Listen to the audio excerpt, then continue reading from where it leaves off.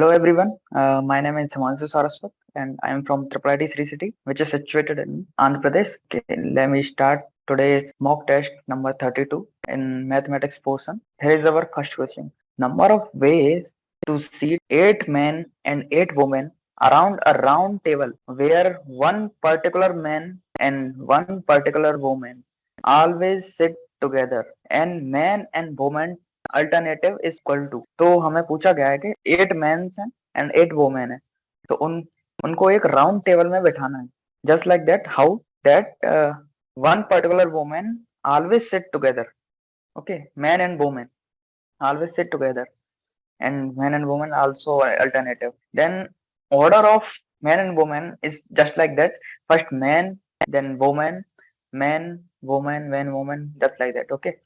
तो हम कह सकते हैं कि we have to fix 2 man and women. मतलब हमको एक मैन और एक वुमेन को फिक्स करना पड़ेगा, then only we will do that. So अगर हमने एक मैन और एक वुमेन को फिक्स कर दिया है, so due to this alternative system we have now 7 man and 7 man remaining ना। तो इसके लिए डायरेक्ट अरेंजमेंट के लिए हम कर सकते हैं, क्योंकि दो उसकी जगह है, सबको अलग अलग बिठाना है। 2 into 7 factorial into 7 factorial, because 7 women and 7 men are there. Okay, then our answer is like 2 into 7 factorial square. Now we will go over. Second question is that in a circle 20 persons are seated, then the number of ways settling 5 persons such that no person are consecutive are। तो इसमें पूछा गया है कि एक circle में 20 persons हैं, then number of वे, हमें परमुटेशन निकालने हैं 5 person such that no 2 person are consecutive.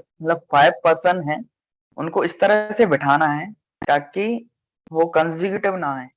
तो हम कह सकते हैं कि number of way of selecting 5 person, तो 5 पर्सन है तो we have to consider it from 16 person, because 5% deduce करके रखेंगे हम हमेशा। 5% डिड्यूस करके एंड प्लस 1 यानी कि 16, 20 minus 5 plus 1. Okay, so from 16 we have to select 5, then the permutation is like 16C5 selection, and we have to consider the case where the peoples are consecutive. So we have to deduce this amount of 16C3 and consecutive. So our real answer is like 16C5 minus 16C3. I think it's also a simple question. Now we will go through our third question. Third question is like that: the probability that a 9-digit number formed by 1, 2, 3, 4, 5, 6, 7, 8, 9 without repetition is divisible by 36. Okay, this is also a simple question, and we have to consider firstly divisibility rules of 9 and 4, because 36 is factorized like following 9 into 4. Okay, 9 4 का 36. So we have to consider the divisibility rule of 9. What is it? The sum of digits is multiple of 9. Divisibility rule of 9 is sum of digit equal to multiple of 9. We have our numbers like 1, 2, 3 to 9. Index is sum. Okay, we have like here index is sum 45. 1 plus 2 plus 3 up to 9. It is 45. It is also divisible by 9. Okay, so we will consider it also. Divisibility rule of 4. Last 2 digits are multiple of 4. This is the divisibility rule of 4. Okay, so the last 2 digits are 12, 16, 24, 28, 32, 36, 48, 52, 56, 64, 68, 72, 76, 84, 92 and 96. These 16 numbers are which we have last 2 digit which is divisible by 4. मतलब ये 16 number ऐसे हैं, मतलब जो अगर last में किसी भी नंबर के लगाएंगे तो वो 4 से डिविजिबल हो जाएगा। So now we have to select 7 digit, क्योंकि हमको लास्ट वाले 2 तो फिक्स करने पड़ेंगे 4 को डिविजिबल करने के लिए। ओके, तो लास्ट के 2 को फिक्स करेंगे, बचे हुए 9 को, यानी कि 9 को सिलेक्ट करना है। तो 9 को सिलेक्ट करने में फर्स्ट वाले को सिलेक्ट करने के 7 तरीके होंगे, सेकंड वाले को 6, थर्ड वाले को 5, then 4, then 3, then 2, then 1. Okay, it is 7 factorial. It is 7 factorial possible. Now then our possible outcome is 7 factorial into 16, because we have 16 numbers, 16 different type of numbers. Okay, तो ये तो हो गए हमारे possible outcome कि without repetition is divisible by 36. तो अगर हम without repetition total करें मतलब टोटल जितने भी होंगे वो 9 फैक्टोरियल होंगे, तो 9 फैक्टोरियल है, तो प्रोबेबिलिटी निकालना है इसकी। प्रोबेबिलिटी निकालने के लिए हमको क्या करना पड़ेगा, तो first outcome and total outcome, first outcome which is 7 factorial into 16 upon 9 factorial. When we do the this simplification, the answer will be 2 by 9. Okay, this is our fourth question. Now come to the fourth question. Fourth question is very simple, but it is looking like a hard question. Just you have to consider these delta. When we do the delta square, what is the delta square? Delta square is a multiplication by row into column. Okay, so row, when we do the row into column and do some row exchange, just like that, into this is our delta है। अगर हम delta से square करेंगे तो ये वाली line जो रो है वो कॉलम से मल्टीप्लाई होगी। ओके, तो डिवाइड मल्टीप्लाई करेंगे तो सेम ऐसा आएगा डेल्टा, मतलब जो डेल्टा डैश है वो डेल्टा स्क्वायर आ जाएगा अगर हम उसको सिंप्लीफाई करके देखेंगे।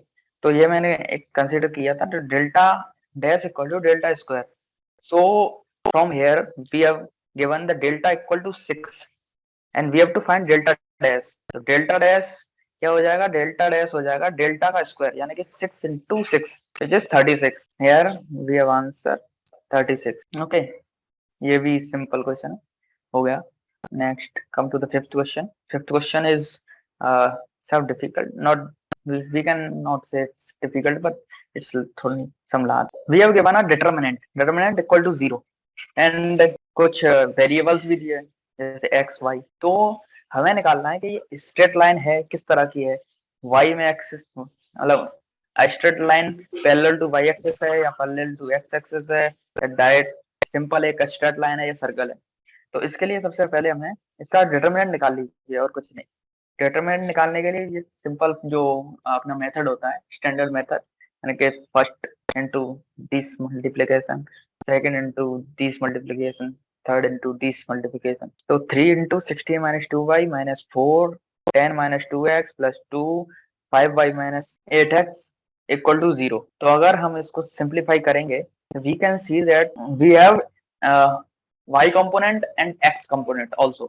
तो ना तो ये x एक्सिस के पैरेलल है, ना ही ये y एक्सिस के पैरेलल है। you have to consider it as only a straight line। तो ये हमारा क्वेश्चन हो गया। नाउ आते हैं हम अपने सिक्स्थ क्वेश्चन पे। Sixth question just like fourth question है, इसमें कुछ नहीं करना है, डायरेक्ट हमारे पास डेल्टा दे रखा है तो डेल्टा स्क्वायर निकाल देना, delta square 25। Now come to the seventh question, which is seventh question। Now here it is। So we have two lines, two equation of image of a plane P1 and P2। okay, तो सबसे पहले क्या करना पड़ेगा हमें, एक P dash हमने एक अज्यूम किया प्लेन है, तो वो डिस्टेंस, मतलब distance between P1 and P2 from the P dash, ये हमने निकाला है, ये इक्वल होगा, ये हमने निकाला है कि ax plus B Y plus C Z plus D, ये हमने लेट करा।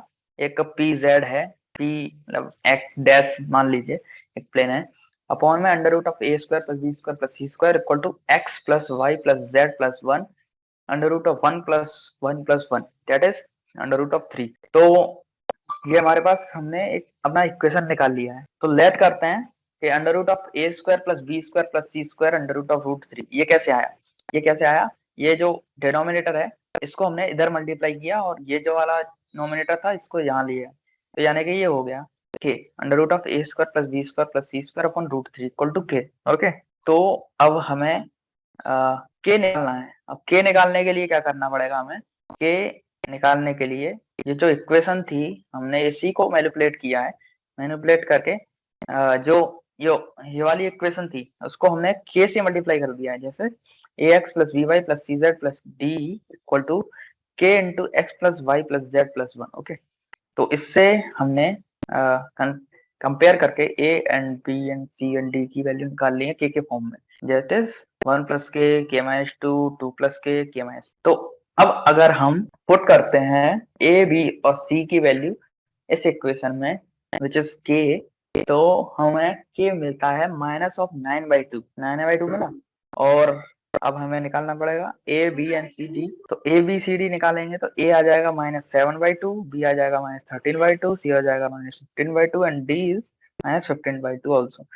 तो हमारा इक्वेशन आएगा 7x plus 13y plus 5z plus 15 equal to 0।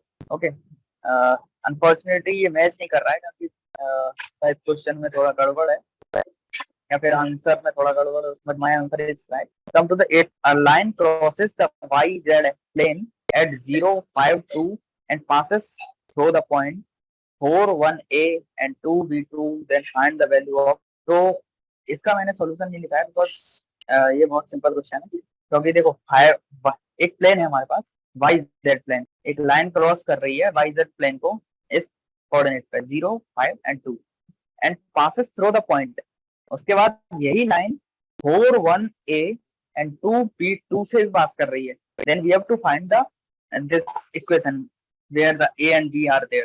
तो सबसे पहले हमको A और B निकालना पड़ेगा. A और B निकालने के लिए हम क्या करेंगे कि एक YZ प्लेन पे हमारे पास 0, 5, 2 मतलब पास कर रही है इससे, तो हम इससे क्या करेंगे एक इक्वेशन बनाएंगे प्लेन का एंड उसके बाद हम प्लेन जो पॉइंट है जो पास कर रही है 4, 1A एंड 2, B2 इसको हम पास करा देंगे जिससे हमारे पास A एंड B की वैल्यू आ जाएंगी. तो उसके बाद डायरेक्टली हम A और B की वैल्यू यहाँ पुट कर सकते हैं और अपना आंसर निकाल सकते हैं. Now come to the 9th question. This is also similar question like previous. मैं इसको छोड़ रहा हूँ, बस ये एकदम सिमिलर क्वेश्चन है. बस थोड़ा सा जो वैल्यू हमें बाद में निकालनी पड़ेगी वो थोड़ा सा चेंज कर दिया 1/डेल्टा लैम्डा स्क्वायर और कुछ. Now come to the 10th. A ray of light coming along the line x plus y minus 2 equal to 0 get reflected from the line 2x minus y plus 1 equal to 0 and goes along line ax plus by minus 12 equal to 0. Okay, मतलब इसका diagram मैंने बनाया यहाँ कि एक ये line है जो इधर से आ रही है, एक लाइन आ रही है x plus y minus 2 and ये line 2x minus y plus 1 equal to 0 से रिफ्लेक्ट कर रही है. उसके बाद रिफ्लेक्ट करने के बाद ax plus by minus 12 ये इस डायरेक्शन में चली जा रही है. तो हमें a और b में रिलेशन बताना है. तो हम यहाँ पे देख सकते हैं कि ये एक बाइसेक्टर है जो मतलब ये जो लाइन आ रही है x plus y minus 2 और ax plus by minus 2 इन दोनों का bisector 2x minus y plus 1 equal to 0 ये लाइन है. तो हम बाइसेक्टर प्रॉपर्टी का यूज करते हुए ये जो फॉर्मूला है इसको यूज करेंगे और इसमें डाल देंगे. बस सीधा आपके पास a और b की वैल्यू आ जाएंगी, मतलब a और b में रिलेशन आ जाएगा which is b into a equal to 7. Okay, तो ये एक इसमें रिलेशन आ जाएगा. Now come to the 11th question.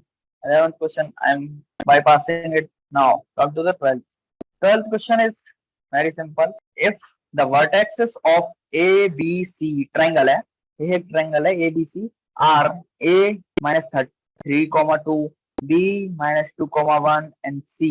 C का हमें कोऑर्डिनेट नहीं दे रखा है. If the centroid of ABC lie on the line 3x plus 4y plus 2, then find the locus of vertex C. तो हमें locus C का मतलब C का लोकस निकालना है. किस तरह से? तो सबसे पहले हमारे पास हम लेट कर लेते हैं कि we have third vertex as h, k and given a equal to -3,2 and -2,1. ये हमारे पास गिवन है. भाई सेंट्रोइड प्रॉपर्टी, सेंट्रोइड की क्या प्रॉपर्टी होती है कि मतलब तीनों जो पॉइंट हैं उनको ऐड करेंगे, अगर उनको ऐड करके डिवाइड बाई 3 देंगे तो x मतलब आपके पास सेंट्रोइड मिल जाएगा. तो -3 -2 + 1 प्लस h by 3 करेंगे तो h minus 5 by 3 and 2 + 1 + k divide by 3 करेंगे तो k + 3 by 3 ये हमारे पास आ जाएगा. तो सेंट्रोइड, अब हमें पता है कि सेंट्रोइड इस लाइन पे लाई कर रहा है, तो इस जो पॉइंट हमारे पास सेंट्रोइड के निकले हैं उनको इस लाइन में डायरेक्ट रख देंगे. तो सीधा का सीधा 3x + 4y + 3 = 0 ये आपके पास लोकस आ जाएगा. तो यही हमारा आंसर है 3x + 4y + Now come to our 13th question. What is our 13th question? Okay, so 13th question ये लगा है. Okay, integration of x 2/3 1 plus x 1/2 minus power 13/3 dx. तो ये दे रखा है और ये a by b 1 plus x minus 1/2 minus 10/3 plus c के बराबर है. तो हमें b minus c a की वैल्यू निकालना है. तो डायरेक्टली हमें क्या करना पड़ेगा, हमें इसका इंटीग्रेशन करना पड़ेगा, इंडेफिनेट इंटीग्रेशन. तो इंडेफिनेट इंटीग्रेशन के लिए क्या करेंगे अपन, हम इसमें से सबसे पहले x पावर 1/2 कॉमन ले लेंगे. कॉमन लेंगे तो x power 2/3 x power 1 minus 13/3 बाहर आएगा। तो जो 1 था 1 के नीचे आएगा 1/x पावर 1/2 और प्लस x पावर 1/2 अपन x पावर 1/2 यानी कि x पावर 1/2 अपन 1/2 हो जाएगा कैंसिल, यानी कि 1 plus 1/x power 1/2 which is हो जाएगा x power minus 1/2 power whole minus 13/3। Okay, यहाँ तक समझ आया। उसके बाद हम इस जो पावर आया है इसको इसमें कंबाइन कर देंगे, क्या हो जाएगा x पावर माइनस 3/2 अगर कंबाइन करने के बाद। ओके, x पावर माइनस 3/2 और x power minus 1/2 plus 1 power minus 13/3 dx। Okay, now let x power minus 1/2 plus 1 equal to t। If we differentiate it तो हमें क्या मिलेगा, 1 minus of 1/2 x power minus 3/2 dx, ये हो जाएगा हमारे पास dt। तो हम यहाँ से हमें मिला कि x बार माइनस 3/2 dx ये किसके बराबर है, -2 dt के बराबर। तो -2 integration of t power minus 13/2 dt equal to हो जाएगा 2 into t power minus 10/3 upon -10 into 3 ऊपर आएगा ना, तो ये हो जाएगा 3/5 1 plus x power minus 1/2 whole minus 10/3। Okay, यानी कि हमारे पास मिल गया a equal to 3 and b equal to 5। तो b माइनस से डायरेक्टली हम निकाल लेंगे 2। तो आते हैं अपने 14th क्वेश्चन पे। 14th क्वेश्चन में क्या है, 14th question is very simple. मैं अपने नोट पैड पे करना। तो सबसे पहले क्या है, इंटीग्रेशन हमको दे रखा था। तो हमारे पास क्या दे रखा था, x पावर 4 प्लस 1 अपॉन में x, सॉरी मेरे पास है ये, तो हमारे पास क्या क्या दे रखा है, ये क्वेश्चन है हमारा। X power 4 plus 1 upon X X square plus 1 square dx equal to alpha L X plus B upon 1 plus X square plus C, ये दे रखा है। तो हमें अल्फा और बीटा का वैल्यू निकालना। तो सबसे पहले हमने क्या करा कि जो एक्स एक्सप्रेशन था उसको तोड़ लिया है ए और बी में, मतलब इसको फैक्टराइज कर लिया और कुछ नहीं किया। फैक्टराइज करने के बाद ये ऐसा आ जाएगा। ओके, तो x square plus 1 equal to a x power 4 plus 2 a b x square x plus. Okay, comparing करेंगे तो ए और बी का वैल्यू आ जाएगा। इससे हमने क्या करा, एक्स ये जो बड़े वाला एक्सप्रेशन था इसको 2 पार्ट में डिवाइड कर लिया, एक तो ये वाला पार्ट, एक ये वाला पार्ट। तो फर्स्ट वाला पार्ट आया integration of 1/x dx minus integration of 2x x square plus 1 square. तो पहला वाला पार्ट का तो डायरेक्टली इंटीग्रेशन हो जाएगा, सिंपल होता है log x प्लस, अगला वाला जो है 2x upon x square plus 1। तो इसको भी हम डायरेक्ट निकाल लेंगे क्योंकि लेट करेंगे कि एक्स स्क्वायर इक्वल टू या फिर x square plus 1 equal to t let कर लेंगे। ये जो करा था एक्स स्क्वायर प्लस 1 डायरेक्ट निकल रहा, तो इसका डिफरेंशिएट करेंगे तो 2x dx अपॉन dt आ जाएगा। ये डायरेक्टली हो जाएगा minus of dt upon T square.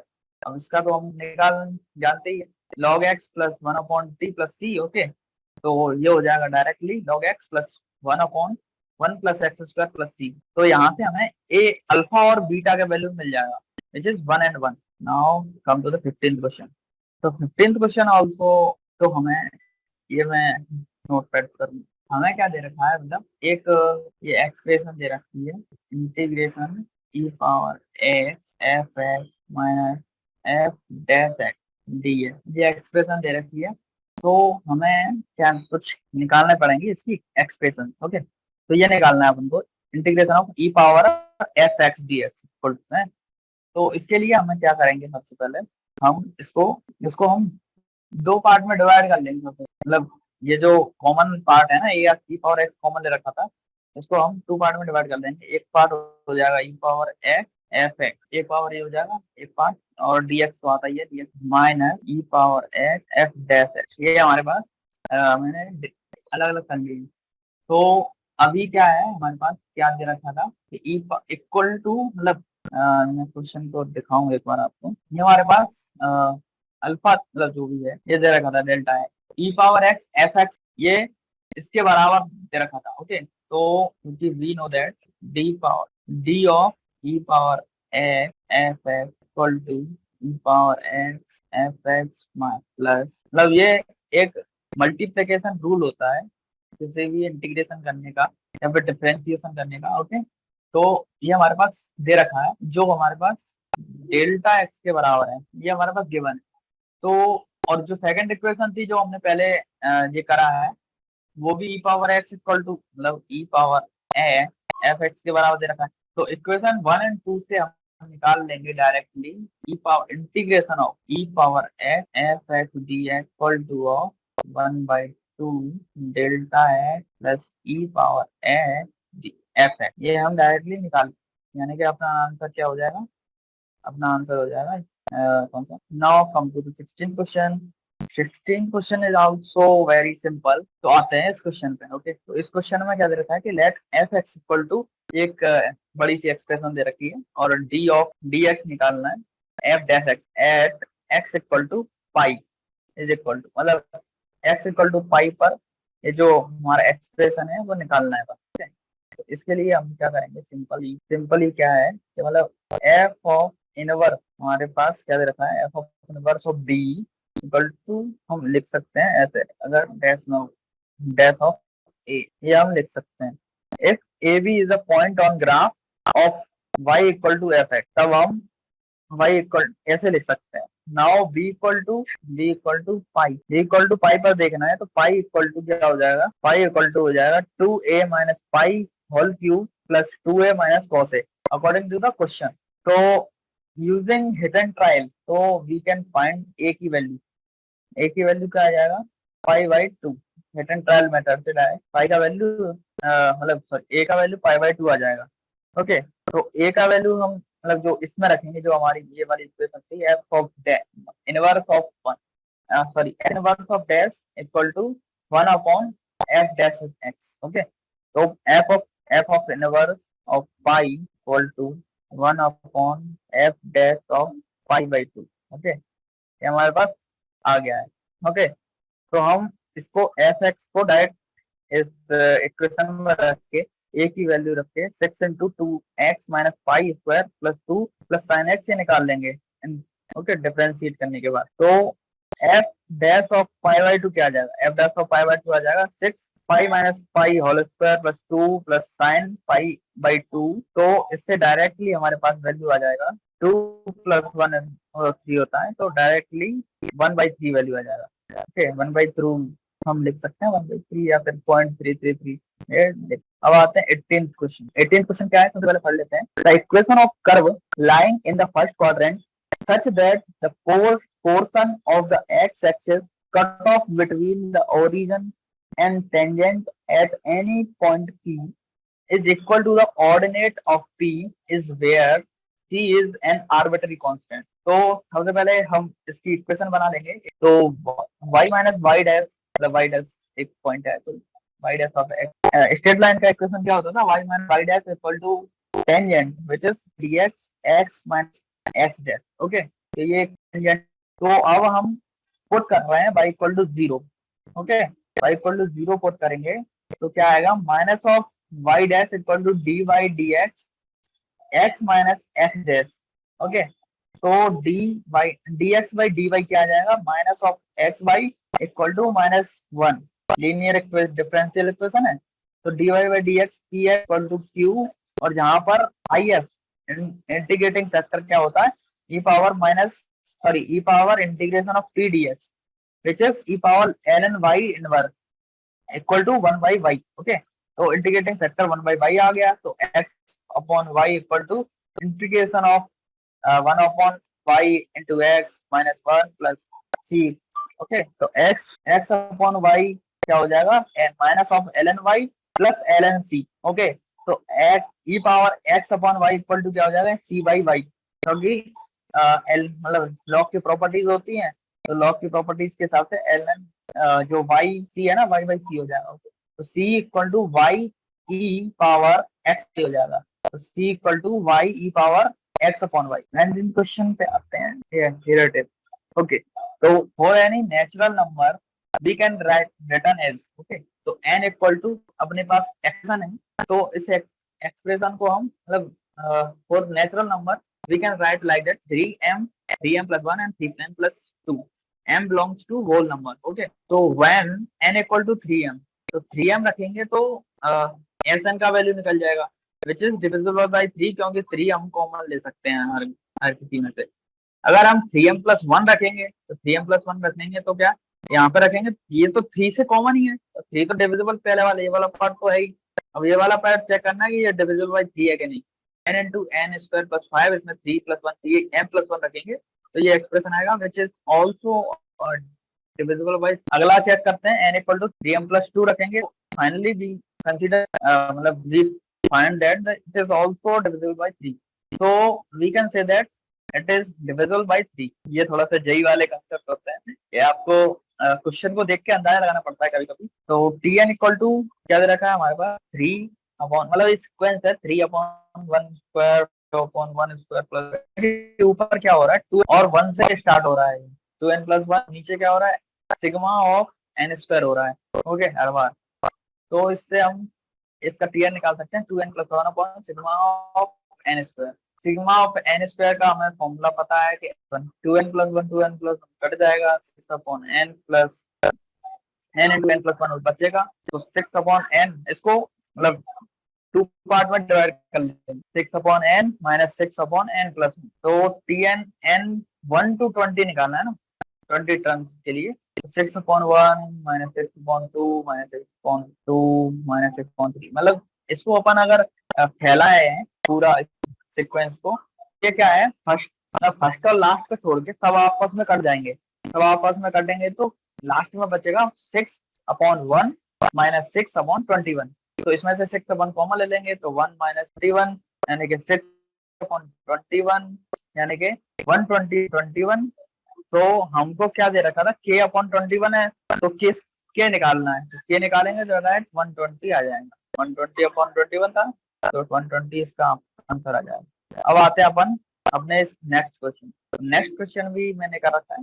तो इसमें नेक्स्ट क्वेश्चन में अब आपको दिख तो रहा होगा थोड़ा सा लेंथी, बट ये है नहीं, देखिए आप पूरा क्वेश्चन में दिखा देता हूँ, ये जो लेंथी दिख रहा है वो है नहीं, इसको हम डायरेक्टली लिख सकते हैं कि sigma of n square upon n square. देखो ऊपर तो आपको दिख रहा है कि सिग्मा एन स्क्वायर है, हर बार मतलब सिग्मा करते जा रहे हैं उसको स्क्वायर करना है, और नीचे क्या हो रहा है, नीचे हो रहा है 1 प्लस 3 1 प्लस 3 प्लस 5, मतलब और को ऐड करते जा रहे हैं, और को ऐड करेंगे तो ये आप प्राप्त करोगे कि जो अगर हम केवल ऑड्स को ऐड कर रहे हैं तो वो एक स्क्वायर होता है, मतलब एन स्क्वायर होता है। देखो आप इसको चेक कर लेते हैं, 1 प्लस 3 प्लस 5 विच इज 9, 9 है, ठीक है, स्क्वायर जितने डिजिट आप ऐड करोगे वो उसी का स्क्वायर होगा। ओके, तो ये टीएन इसका हो जाएगा सिग्मा ऑफ एन का whole square upon sigma of n क्या होता है एन एन प्लस 1 अपॉन इसका स्क्वायर करेंगे तो ये 2 जो था 2 स्क्वायर 4 हो जाएगा, एन स्क्वायर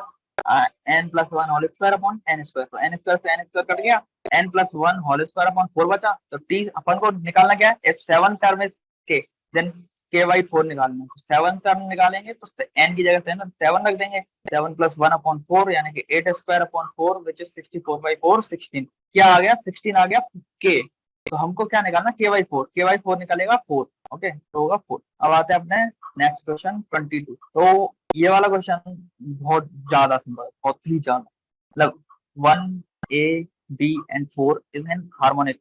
ओके, तो इसको हम यहाँ पे कर लेते हैं A B एंड 4, ये हमारे पास 4 नंबर है, ये हार्मोनिक मीन में, हार्मोनिक प्रोग्रेशन में। तो हम जानते हैं कि अगर हम हार्मोनिक प्रोग्रेशन को मतलब अपॉन में कर दें, यानी कि 1 upon 1 1 upon A 1 upon B 1 upon 4, तो ये क्या है, ये हो जाएगा एपी। अगर हम हार्मोनिक मीन को उल्टा कर दें तो ये एपी हो जाएगा, ये हमको पता है, तो हम ये पता है तो हम क्या है ना एपी के सारे के जो होते हैं हम निकाल सकते हैं। तो इसकी मदद से मतलब हमारे पास A1 दे रखा है, A1 क्या हो गया 1, और A3 है, सॉरी A1 A2 A3 4, तो A4 दे रखा है, A4 है 1/4, तो इसका हम डायरेक्ट फॉर्मूला लगा लेंगे। क्या होता है फॉर्मूला, A4 का फॉर्मूला क्या होता है A1 प्लस 3D, A1 का वैल्यू 1 प्लस 3 इंटू डी, यहाँ से हम अपना डी का वैल्यू आ जाए, डी का वैल्यू आ जाएगा तो ये जो ए और बी है ये भी आ जाएंगे हमारे पास, ए बी आ जाएंगे, तो हम इससे अपना डायरेक्टली आंसर निकाल देंगे, तो इसमें कोई चेंज था करने की जरूरत है नहीं। तो आते हैं हम अपने 24th क्वेश्चन। 24th क्वेश्चन भी एकदम सिंपल है, इसमें क्या दे रखा है कि 2 H1 और 6 are an harmonic coordination and 2 A1 A2 A20 and 6 are in arithmetic progression, then we have to find A3 and H18, तो इसमें थोड़ी सी मेहनत पड़ेगी कि सबसे पहले आपको सबसे जो हार्मोनिक मीन है उसको अपन आपको एपी में चेंज करना पड़ेगा। एपी में चेंज करने के बाद ए वन तो दे ही रखा है, डी निकाल लेंगे। डी निकालेंगे पहले वाले से तो हम H18 निकाल लेंगे। H18 के बाद सेकंड जो एपी में दे ही रखा है उससे फिर से हम अपनी डी निकालेंगे, क्योंकि डी तो शायद इसमें सेम ही रहेगा। नहीं नहीं, डी थोड़ा चेंज हो जाएगा क्योंकि 1 अपॉन में आएंगे। तो इसमें से डी निकालेंगे और A3 निकालेंगे। A3 आ जाएगा और H18 आ जाएगा, तो हमारे पास डायरेक्टली अपना आंसर हो जाएगा। तो अब आते हैं अपने 25th question, that is P अगर दे for what value of P y² plus xy plus px² minus x minus 2y plus p equal to 0 represent two straight line. Okay, तो सबसे पहले हमें देखना है कि ये मतलब किस p की वैल्यू के लिए ये जो बड़ा सा इक्वेशन है वो दो स्ट्रेट लाइन बता रहा है। ओके, तो सबसे पहले हमें क्या करना पड़ेगा, थोड़ा सा नोट पैड खोलेंगे। नोट पैड में तो जनरल इक्वेशन जो होती है स्ट्रेट लाइन क्या होती है, तो मैं इसको टाइप कर दे रहा हूँ। ax² plus d y² plus 2xy plus 2dx plus 2fy plus c equal to 0 ये होती है हमारे पास। इसमें थोड़ा सा बड़ा था, तो ये हमारे पास we know that the general equation of straight line is this. अगर ये टू स्ट्रेट लाइन रिप्रेजेंट करेगा, तो अगर टू स्ट्रेट लाइन रिप्रेजेंट करेगा तो इसकी इक्वेशन कुछ इस प्रकार होनी चाहिए कि f g h plus a f square minus g square minus c h square equal to 0 finally return. मतलब अगर ये स्टेट रिप्रेजेंट कर रही है टू स्टेट लाइन, तो ये इस टाइप का होना चाहिए। स्टैंडर्ड तो होती है इस टाइप की। ओके, तो हम इससे हमारे पास गिवन अपनी इक्वेशन है y² plus c y plus p x square minus x plus 2y plus p equal to 0, इससे हम कंपेयर करेंगे। तो इससे कंपेयर करने के बाद हम ए बी और सी की वैल्यू पी के फॉर्म में निकाल लेंगे, और जो वैल्यू आएंगी उनको हम डायरेक्टली सेकंड वाली लाइन में, सेकंड वाला जो इक्वेशन है इसमें पुट कर देंगे। तो पी का वैल्यू जो होगा हमारे पास, पी का वैल्यू जो हमारे पास डायरेक्ट आएगा वो एक तो आएगा 1/4 और एक आएगा 1। तो 1 तो आंसर में है नहीं, तो 1/4 अपना। इसको आप थोड़ा सा और ट्राई कर सकते हैं, मैंने थोड़ा सा स्किप कराएगा अभी।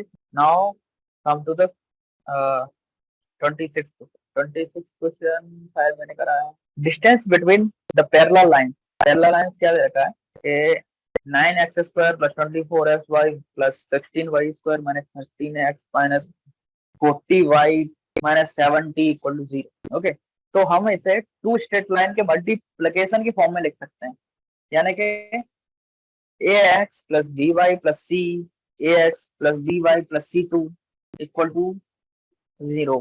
तो इसको हम अगर मल्टीप्लाई करेंगे तो कुछ इस टाइप का आएगा। तो यहाँ से a का वैल्यू आ जाएगा +-3, b का वैल्यू आ जाएगा 4, ab का वैल्यू आ जाएगा 12, either a b equal to 3 4। Okay, तो ये हमारे पास दो इक्वेशन आ गई इन्हीं को कंपेयर करने के बाद। तो यहाँ से अगर हम मल्टीप्लिकेशन कर देंगे एक्चुअली में, तो C1 और C2 की वैल्यू भी आ जाएंगी। ओके, C1 C2 की वैल्यू आ जाएंगी -15 और 5। तो हमारे पास क्या है, अब दो इक्वेशन मिल गई हैं।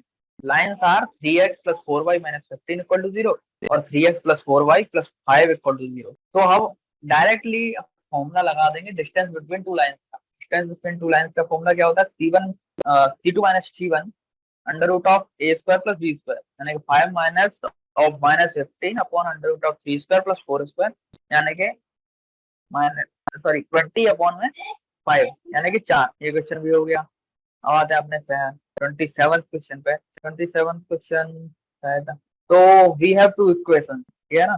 द सम, सबसे पहले क्वेश्चन पढ़ लेते हैं। Sorry, the sum of intercept of coordinate axis are made by the line passing through the point A, B and common point of these two equations. We have two equations ना, x upon A plus y upon B equal to 1, x upon B plus y upon A equal to 1.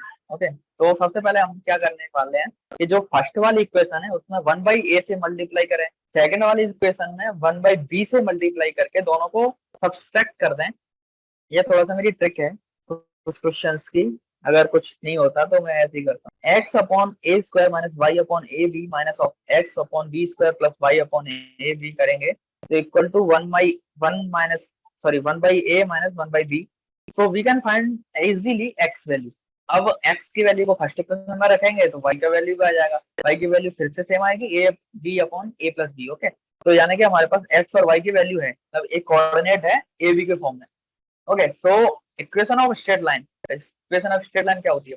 X minus y, sorry x minus b equal to b. ये slope हो गई है, b minus a b upon a plus b, A minus a b upon a plus B, x minus A. Okay, अगर हम इसमें y put करते हैं, y equal to 0 put करते हैं तो a b minus A square upon b, ये x के वैल्यू आ जाएगा।